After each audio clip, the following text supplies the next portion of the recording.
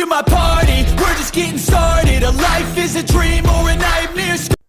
네, 반갑습니다. 도도TV입니다. 오늘 전해드릴 소식은 계속해서 점유율이 줄고 있어 고심인 도요타가 올해만 신차 8종을 출시하며 반전을 꾀하고 있다는 소식인데요. 마찬가지로 올해 6종의 신차를 선보이는 한국 GM과 같은 처지인 듯 싶습니다.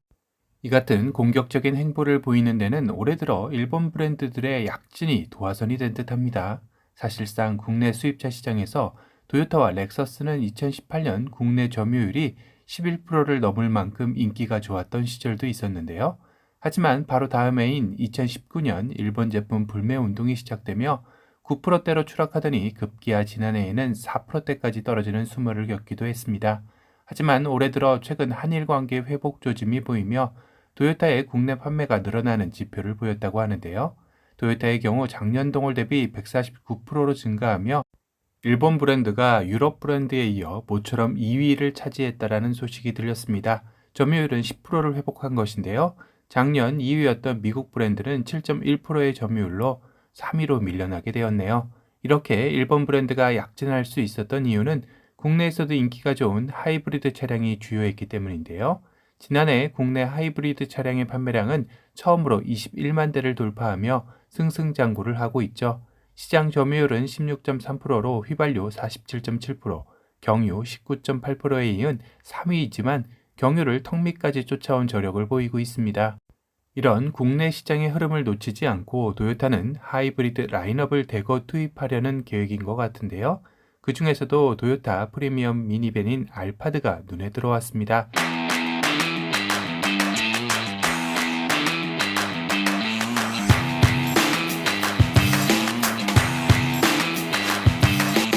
사실상 올해 국내 시장을 독점하고 있는 미니밴 카니발도 하이브리드 모델이 등장할 가능성이 높아졌기에 경쟁 상대로 어떠한 스펙을 가진 차량인지 궁금해지기 시작했는데요.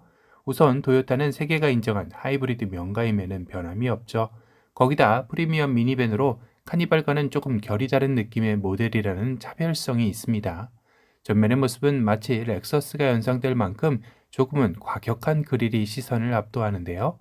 이 차량을 공도에서 마주하게 된다면 저 차 뭐지 할 정도로 사람들의 시선을 끌기에는 성공하겠지만 너무 과하게 화려한 그릴 형상으로 호불호는 있어 보이는 모습입니다. 물론 알파드가 처음부터 이런 과격한 그릴을 가지고 있지는 않았습니다. 2세대인 2008년에는 평범했죠. 그러다 2015년 3세대부터 렉서스 그릴을 닮은 화려하고 과격한 모습이 나오기 시작했는데요. 그리고 2017년 페이스리프트 모델을 지금 현 그릴을 갖추고 있습니다. 그럼 이제 4세대 모델이 나올 때가 된 것이기도 하겠네요. 그릴의 과격한 모습과 달리 헤드램프는 상대적으로 좀 차분한 느낌을 주고 있죠. 3구에 LED 헤드램프와 LED 방향지시 등이 자리 잡고 있습니다. 테일램프는 마치 이 차량 실내에 들어오면 이런 리무진 시트가 있어 라고 알리려는 듯한 느낌의 모습을 하고 있죠. 측면의 모습을 보면 미니밴답게 거대한 사이즈를 느낄 수 있는 윈도우 라인을 마주하게 되는데요. 워낙 거대하고 화려한 라디에이터 그릴을 봐서 그런지 카니발보다 당연히 큰 사이즈일 줄 알았는데요. 하지만 전장의 길이는 4870mm로 5155mm의 카니발보다 28.5cm나 작습니다. 또 다른 국내 미니밴인 스타리아와는 38.5cm나 차이가 나는데요. 국내 중형 SUV 소렌토와 유사한 전장 사이즈라고 봐야 하는 크기입니다. 거기다 전폭의 재원을 보면 1830mm로 이 정도면 세단 중에서도 준준형 세단의 전폭과 유사한 사이즈이죠. 아반떼가 1825mm의 전폭을 가지고 있으니 말이죠.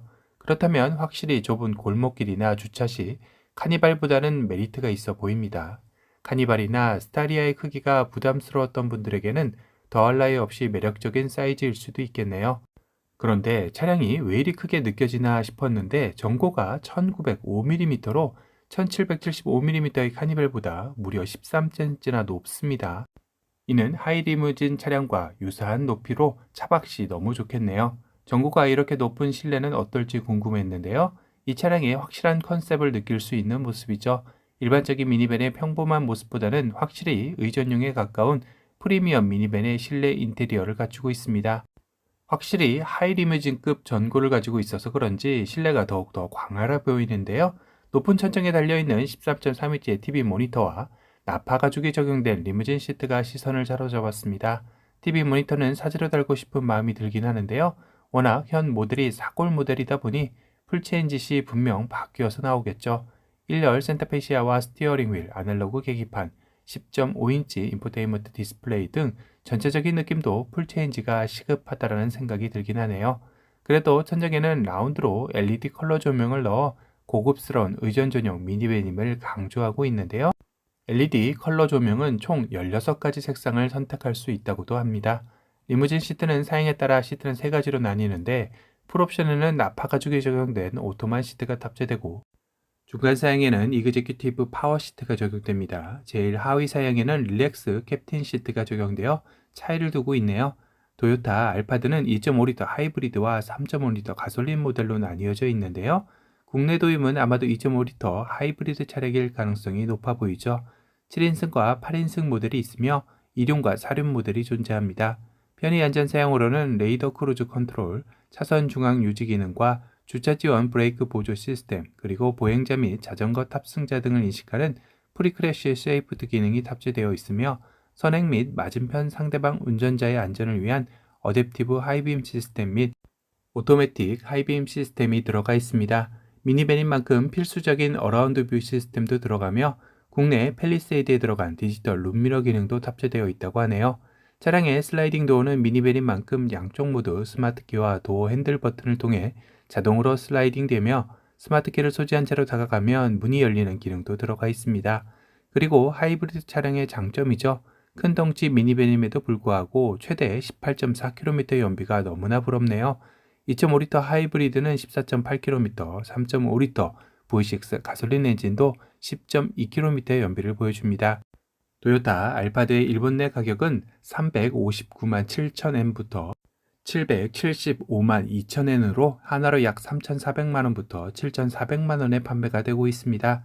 국내 수입 가격은 아직 미정인데 5천만원대부터 1억 가까이 되는 가격이라는 소문들이 있네요. 도요타가 과연 어떤 가격대를 가지고 국내 무대를 밟게 될지 궁금해지는 시점입니다.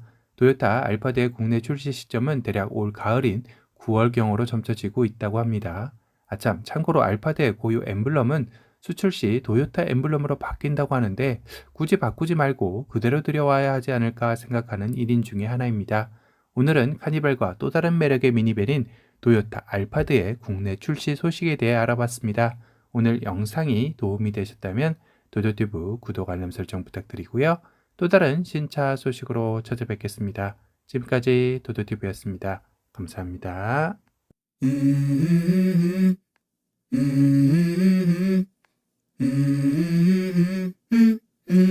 Let's go.